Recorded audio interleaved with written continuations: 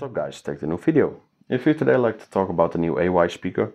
So this AY speaker has something cool, because on the one side it looks a little bit like a Wonderboom of UE, but on the other side it looks a little bit like a Pulse 5. And I do like this design. It's cool, it's a little bit of a different approach to at least give you the audio on one side front facing.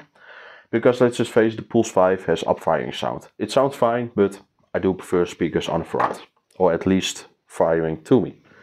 So the overall performance of the speaker, I would say, are acceptable, not the greatest, but at least it can go pretty loud. It has some vocal length, but don't expect a lot in the bass and the treble side. And I don't mean that like the speaker is trash, I wouldn't say it, but yeah, it's a cheap speaker. And the same with the Wise Tiger. If you really want to go cheap, so around 30, 40, maybe just under 50 bucks, those two speakers are around that range. And these days it's pretty hard to find something in that price range.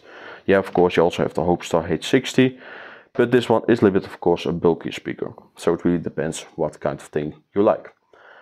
So if I would choose between these three in that price range, the Wise Tiger does win for me, and those two are a little bit on the same space.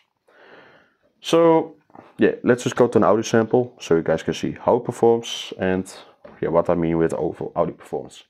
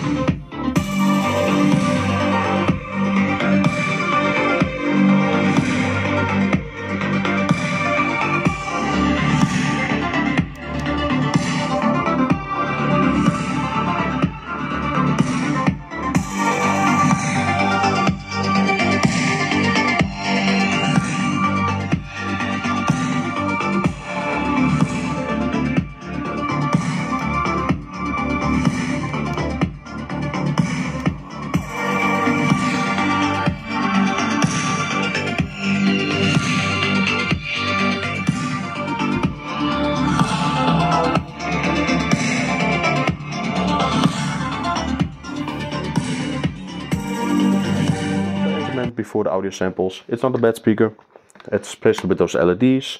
They are pretty bright, but you do have not as much LEDs as with expensive speakers. And if you have them on, they do work a little bit on the audio side. Not the best synchronization, but at least they do work a little bit on audio. And I do think that the overall design has been done pretty cool for a cheap speaker. Hope you guys enjoyed this video and see you guys around.